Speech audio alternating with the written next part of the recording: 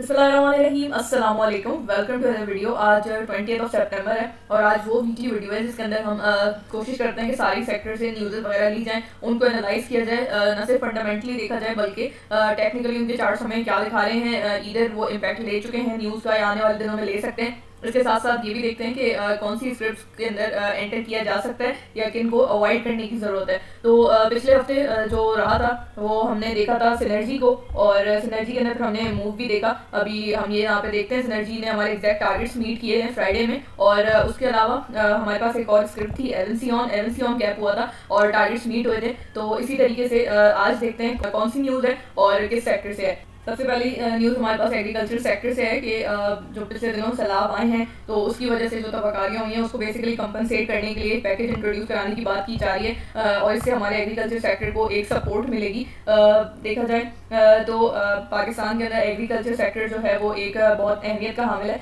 और इसी लिए एक एग्रीकल्चर इकॉनमी पे सैलाब की वजह से शॉर्ट टर्म के अंदर प्रेशर भी देखा जा रहा है कि फसलें वगैरह तबाह हुई हैं, क्रॉप की शॉर्टेज हो सकती है और फूड इन्फ्लेशन भी बढ़ सकती है। यानी जो हमारे पास खाने की जो रिलेटेड फूड्स हैं, वेजिटेबल्स वगैरह और जितनी भी वीट आ जाती है या राइस वगैरह, इनकी कीमतों में भी इजाफा देखा जा सकता है। लॉन्ग टर्म के अंदर ये जो एक न्यूज़ है, अगर ये इम्प्लीमेंट होता है एज पर प्लान, तो ये काफ़ी पॉजिटिव होगा और सपोर्ट मिलेगी हमारे एग्रीकल्चर सेक्टर को, फार्मर्स को भी रिलीफ मिलेगा। प्रीवियसली जो हमारे पास एक शॉर्ट टर्म के अंदर प्रेशर क्रिएट हुआ है हमारे एग्रीकल्चर सेक्टर पे, यानी कि ट्रैक्टर को लेके, फर्टिलाइजर को लेके, या इससे रिलेटेड जो हमारे पास सीड वगैरह प्रोडक्शन की कंपनीज होती हैं उन पे जो एक प्रेशर है उसको थोड़ा रिलीफ जो है मिलेगा आफ्टर इट्स इम्प्लीमेंटेशन। हम जो है देखते हैं कि बेहतरी के चांसेस बन सकते हैं। स्क्रिप्ट की तरफ चलते हैं।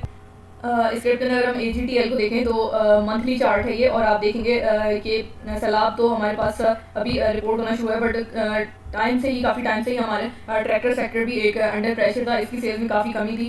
MTL से कंपेयर किया जाए AGTL को हमने पिछले वीकली न्यूज़ सेशन के अंदर भी कवर किया था, तो AGTL ज़रा ज़्यादा प्रेशर में नज़र आता है। MTL फिर जो है वो अपनी डीलरशिप और जो इन्वेंट्री उसकी रेडी थी जब हमारे पास ग्रीन ट्रैक्टर स्कीम इंट्रोड्यूस हुई थी, तो उसके अंदर थोड़ा एडवांटेज में रहा था, जबकि AGTL अंडर प्रेशर था। और यहाँ पे हम देखते हैं कि काफ़ी महीनों से, तकरीबन आप इसको फरवरी से देखें तो यहाँ पे अंडर प्रेशर नज़र आता है। अभी जो फ्लड वगैरह आया है तो फार्मर्स के ऊपर एक प्रेशर होगा दोबारा से अपनी चीज़ों को मतलब रीबिल्ड करने का, तो उसके रहते हुए भी it would be difficult for them कि वो ट्रैक्टर्स को अफोर्ड कर सकें। तो इनको कंपनसेटरी स्कीम्स मिलती हैं, पैकेजेस इंट्रोड्यूस होते हैं, इस तरह की खबरें आती हैं, तो हम इन स्क्रिप्ट को बेहतर होता हुआ देख सकते हैं। यहाँ पे बहरहाल अगर हम टेक्निकली देखते हैं तो हमें यहाँ पे जो है सपोर्ट लेती हुई स्क्रिप्ट नज़र आ रही है, और होपफुली हम यहाँ से जो है आने वाले महीनों में कुछ बेहतरी देखेंगे AGTL में। बहरहाल अभी कुछ टाइम के लिए स्क्रिप्ट को इग्नोर करना ज़्यादा बेहतर है। इन्वेस्टिंग परस्पेक्टिव से टाइम लें आप अपना पूरा, और यहाँ पे अगर हम इसको डेली टाइम फ्रेम पे भी इवन के देखते हैं तो शॉर्ट टर्म में भी हमें काफ़ी जो है वो रेंज बाउंड परफॉर्मेंस नजर आती है, और उस तरीके से परफॉर्मेंस नहीं है। फर्टिलाइजर सेक्टर के अंदर भी जो है मोर और लेस सेम ही कंडीशन रही है, और इस फर्टिलाइजर सेक्टर की स्क्रिप्ट पहले ही रैली कर चुकी थी। और यहाँ पे हम अगर MTL को देखें तो MTL के अंदर और ज़्यादा हमें नैरो परफॉर्मेंस नजर आ रही है on the daily time frame, जबकि अगर हम इसको मंथली चार्ट के ऊपर देखते हैं तो मंथली चार्ट पे वाइस AGTL की तरह ही अपनी ट्रेंड लाइन को रिस्पेक्ट कर रहा है, यहाँ से सपोर्ट ले रहा है। होपफुली हम इसके कमिंग मंथ्स में इसकी इंप्लीमेंटेशन होती है, जो हमने न्यूज़ वगैरह पे भी पढ़ी है, तो फिर इसके अच्छे टारगेट देखेंगे इंशाल्लाह। तो अगली न्यूज़ टेक सेक्टर से है, बेसिकली एक्विजिशन की न्यूज़ है कि सिस्टम्स लिमिटेड ने अनाउंस किया है कि उनके बोर्ड ऑफ डायरेक्टर्स जो हैं वो एक IT सर्विसेज सेक्टर में एक एक्विजिशन को एवेल्युएट करें।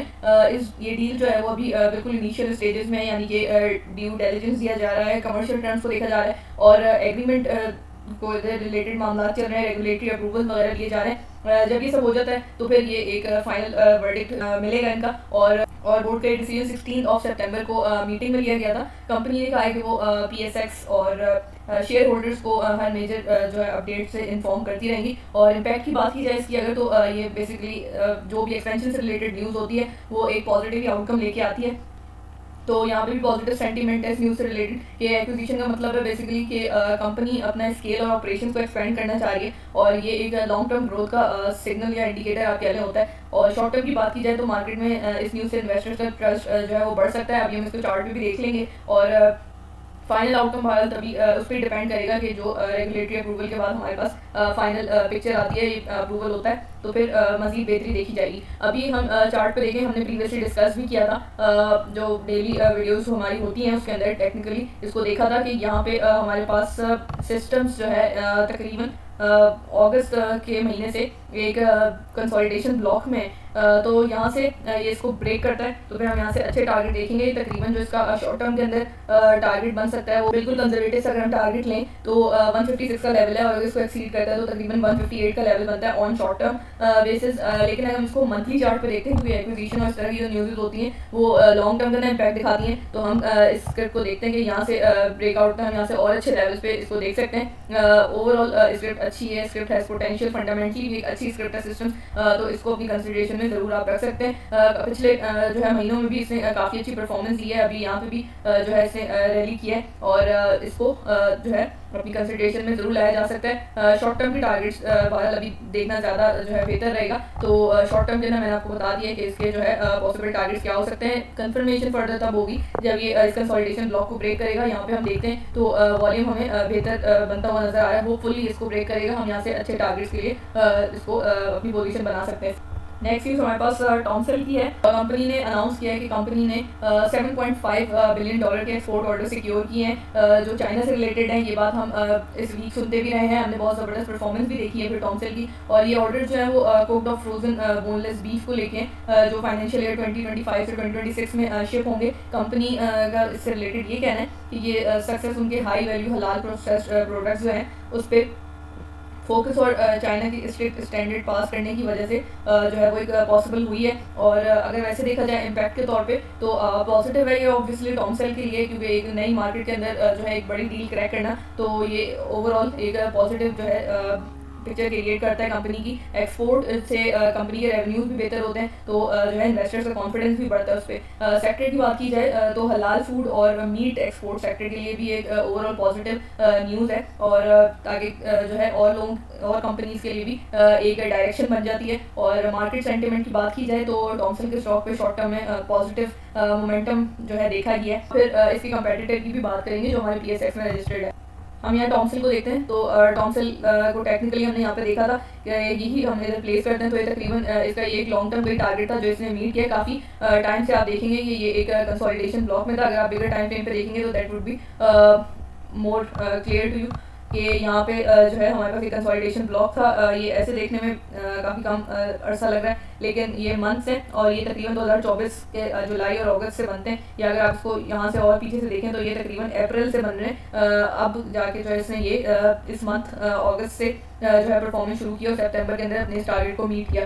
तो ओवरऑल भी ये एक अच्छी कंपनी नज़र आ रही है और इसके अंदर पोटेंशियल भी नज़र आ रहा है। अगर इसके कंपेटिटर की बात की जाए तो PSX में हमारे पास अल शहीर जो कॉर्पोरेशन है वो इसका एक कंपेटिटर है जिसके ब्रांड मीट वन और ख़ास है, और अल शहीर के अंदर भी हमने मूवमेंट देखी थी इसकी स्क्रिप्ट में, और इससे रिलेटेड प्रीवियसली न्यूज़ भी पढ़ी थी हमने कि इसके भी मामला बेहतर होते हुए नज़र आ रहे हैं। जो लीगल इशूज़ थे वो भी bit by bit sort out हो रहे हैं, बट कंपेयर किया जाए अगर इसको टॉमसन से तो ये हमारे पास एक कंपेरेटिवली जो है स्मॉलर कंपनी नज़र आएगी। और जबकि इसका भी जो फोकस है वो बीफ पे और मटन एक्सपोर्ट पे है, प्लस लोकल रिटेल स्टोर्स भी हैं, और ये सबसे डायरेक्ट PSX में कंपेटिटर बनता है हमारे पास टॉमसेल का। अगर इन दोनों को डायरेक्ट कंपैरिजन किया जाए तो टॉमसेल स्ट्रेंथ में ऑब्वियसली नज़र आएगा। टॉमसेल के अंदर कंसिस्टेंट एक्सपोर्ट की भी ग्रोथ हो रही है, फिर उनको ऑर्डर्स भी मिल रहे हैं। जो अभी चाइना के ऑर्डर की बात हुई, ऑपरेशनल स्टैंडर्ड्स जो हैं वो अच्छे हैं और ओवरऑल उसकी एक्सेप्टेंस ज़्यादा देखी जा रही है। ऑन दी कॉन्ट्रेरी अल शहीर जो है वो हमें जो है वीकनेस में नज़र आता है, उनके हैवी लॉसेस थे और वेरी लो प्रोडक्शन है। फिर उसके बाद हमारे पास एक्सपोर्ट वॉल्यूम्स उनके कंपेयर भी करेंगे आप तो कम नज़र आएंगे, और ये सब जो है ओवरऑल ऑब्वियसली इन्वेस्टर्स का कॉन्फिडेंस जो है वो थोड़ा वीक करती है, और फिर कंपेटिटिव जो है स्टैंडिंग है उसको भी वीक करती हैं। तो ऑब्वियसली कि वो जो है हमें ज़्यादा अभी रिसेंट टाइम में अगर देखेंगे तो टॉमसेल को प्रेफर करते हुए लोग नज़र आएंगे। बहरहाल बिट बाय बिट से मैंने कहा कि ये भी बेहतर होती हुई नज़र आती है। यहाँ से थोड़े टेक्निकली देखें तो यहाँ पे भी कंसोलिडेशन ब्लॉक है, ये मंथली चार्ट का कंसोलिडेशन ब्लॉक है, इसके ज़बरदस्त टारगेट बनेंगे आगे, बट इसके अंदर टाइम भी काफ़ी ज़्यादा लगेगा आई थिंक, क्योंकि यहाँ से ये कंसोलिडेशन ब्लॉक ब्रेक होता है। हम इसको प्रीवियस हाई तक तकरीबन 48 तक जो है अल शहीर को जो है on the basis of technicals देखा जा सकता है। और टॉमसेल का एक ये भी एज है कि टॉमसेल के पास सर्टिफिकेशन है ये सारे मामला हैं हमारे पास इस सेक्टर की स्क्रिप्ट को लेके। अल-शहीर को भी हमने देख लिया और टॉम्सन को भी देख लिया है। अब हम नेक्स्ट देखते हैं न्यूज़ के सेक्टर से और कौन सी न्यूज़ है।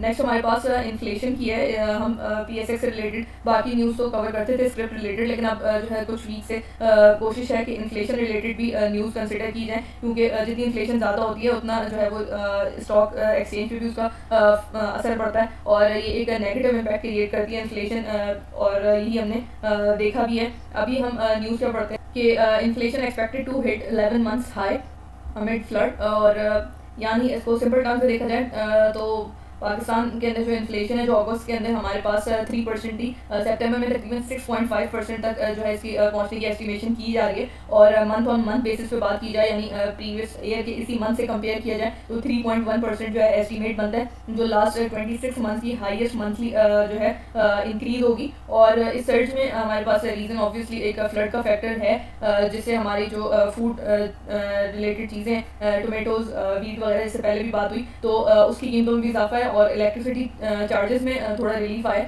जिसकी वजह से एक पॉजिटिविटी बन जाती है। अगर हम इम्पैक्ट की बात कर लें इसके, तो हमारे पास शॉर्ट टर्म में एक नेगेटिव जो है इम्पैक्ट है ऑब्वियस फ्लड की वजह से।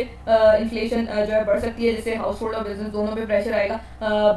दूसरी तरफ ये देखा जाए कि हमारे पास जो SBP ने रेट को 11% में जो फ्रीज किया है, ये एक जो है बेहतरी हुई है। अब अगर ये बढ़ते हैं तो फिर मजीद जो है प्रेशर आएगा, तो इन कमिंग टाइम्स में मार्केट प्रेशर देख सकती है। लेकिन एक पॉजिटिव एलिमेंट जो है वो ये है कि इलेक्ट्रिसिटी चार्जेस की कट होने से हमारी जो इंडस्ट्रीज हैं उनको एक रिलीफ मिल जाता है, जबकि ओवरऑल पिक्चर में अभी भी इन्फ्लेशन का एक एलिमेंट जो है ज़रूर एक ख़तरे की तरह से हमें नज़र आता है। अब हम दूसरी न्यूज़ भी इन्फ्लेशन से रिलेटेड लेते हैं, और SBP की पॉलिसी रेट अनचेंज, जैसे कि अभी बात हुई, तो SBP ने पॉलिसी रेट जो है वो 11% भी बरकरार रखा है। अभी हमने पिछले दिनों देखा था जब जो है 15 सितंबर को जो है ये अनाउंस हुआ था, और यही एक्सपेक्ट भी किया जा रहा था। फ्लड्स की अनसर्टेनिटी की वजह से जो है अभी कट करना ऑब्वियसली रिस्की था, क्योंकि इससे सूरत हाल मज़ीद बदतर हो जानी थी। इन्फ्लेशन अभी मॉडरेट है और रिजर्व स्टेबल है, लेकिन फ्लड प्राइस और इम्पोर्ट की वजह से, क्योंकि अभी हम देखेंगे इम्पोर्ट पे भी असर आया है, उसकी वजह से हमारा जो करंट अकाउंट है वो प्रेशर जो है उसका बढ़ सकता है। और ये डिसीजन जो है मार्केट एक्सपेक्टेशन के मुताबिक ही था। हमने प्रीवियसली जो वीकली वीडियो के अंदर देखा था, तो यही एक्सपेक्ट किया था कि इंटरेस्ट रेट जो है वो अनचेंज रहेंगे। अभी हमें आने वाले महीनों के अंदर पिक्चर मज़ीद जो है वो चीज़ें क्लियर होंगी। अब हम देखते हैं दूसरी न्यूज़ हमारे पास क्या है।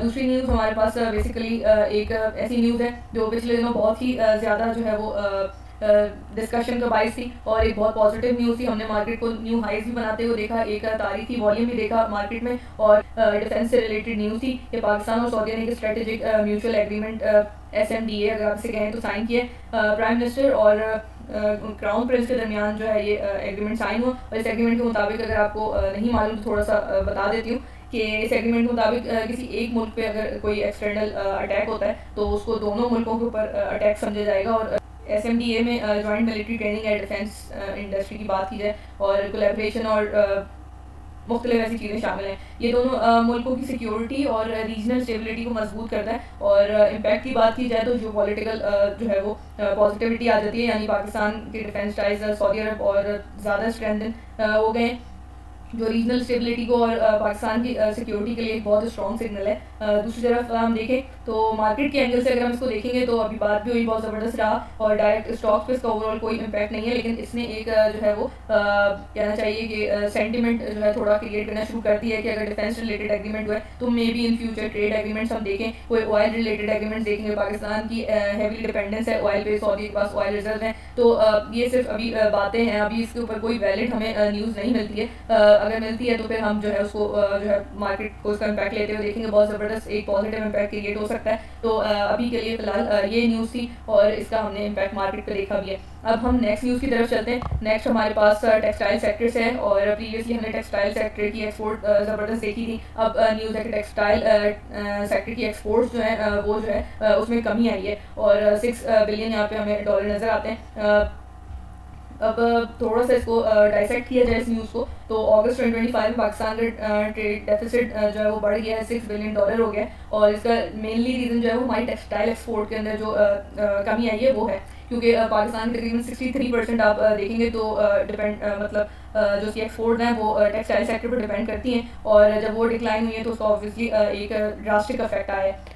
और ये न्यूज़ जो है जैसे आप को मालूम ही होगा कि ये नेगेटिव है, क्योंकि टेक्सटाइल एक्सपोर्ट हमारी इकॉनमी की बैकबोन है, और अगर एक्सपोर्ट गिरती हैं और इंपोर्ट बढ़ जाती हैं तो ट्रेड डेफिसिट जो है हमारा मज़ीद बढ़ जाएगा, जिससे रुपये पे प्रेशर आएगा और फॉरेक्स रिजर्व भी गिर सकते हैं। पॉजिटिव साइड पे हम देखें एक्सपोर्ट को लेके तो सीमेंट सेक्टर हमारा अच्छा परफॉर्म कर रहा है, और कंस्ट्रक्शन रिलेटेड जो है डिमांड भी बढ़ती है, तो सीमेंट सेक्टर की रिकवरी भी है, और ओवरऑल जो है एक बैलेंस क्रिएट हो जाता है।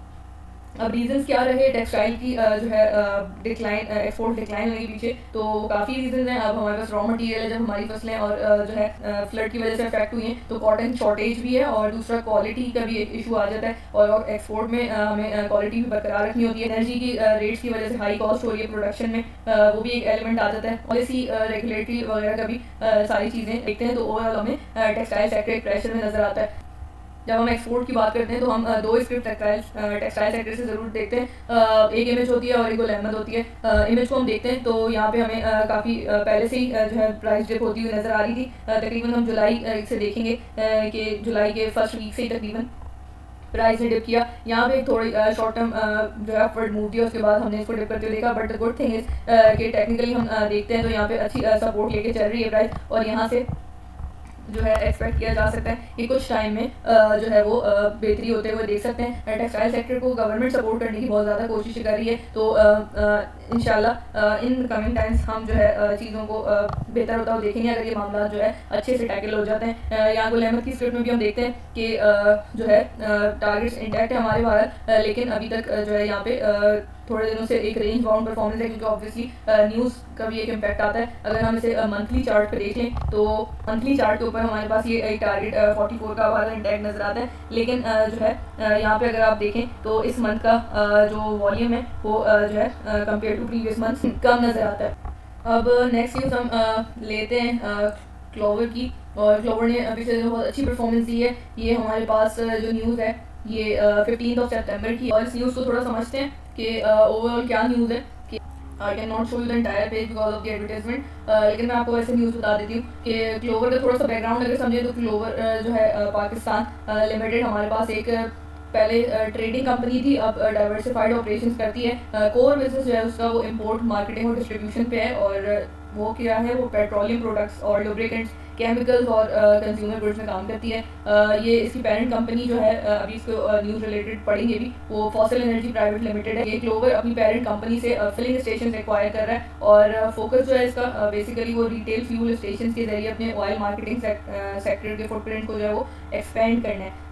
अब क्लोवर पाकिस्तान को अगर आप और इजीली समझना चाहें तो आप इसको बिल्कुल पीएसओ और वाफी की तरह समझ सकते हैं कि क्लोवर पाकिस्तान भी हमारे पास एक ऑयल मार्केटिंग सेक्टर में यानी ओएमसी का जो सेक्टर होता है उसमें फ्यूल स्टेशन को ऑपरेट कर रही है, बिल्कुल पीएसओ और वाफी की तरह। लेकिन फ़र्क इसके साइज़ में कि ये कंपैरेटिवली एक छोटी कंपनी हमें नज़र आती है, स्मॉलर कंपनी नज़र आती है। PSO obviously state oil company है, सबसे बड़ा प्लेयर है। वाफी ने शेल का नेटवर्क टेक ओवर किया है, और क्लोवर रिलेटिवली एक छोटी कंपनी है जो अब सीओ स्टेशन एक्वायर करके ग्रो करने की कोशिश कर रही है, और ना सिर्फ पेट्रोल फिलिंग स्टेशन ही एक्वायर करेगी बल्कि अभी जो कंस्ट्रक्शन में है उनको भी इस मामले में एक्विजिशन के अंदर इंक्लूड किया जा रहा है। ये एक्विजिशन जो है वो आर्म्स लेंथ बेसिस पे होगी, और मैनेजमेंट को ऑथोराइज कर दिया गया है कि वो अब फ्यूचर साइट्स भी एक्वायर कर सकती है। जैसे कि बात हुई अभी डील अप्रूवल के और फाइनल डॉक्यूमेंटेशन का वेट चल रहा है, और जब ये फाइनलाइज होता है और बेहतर होगा। अभी ही इतना सेंटिमेंट बेस्ड हमने इस स्क्रिप्ट के अंदर परफॉर्मेंस देखी है।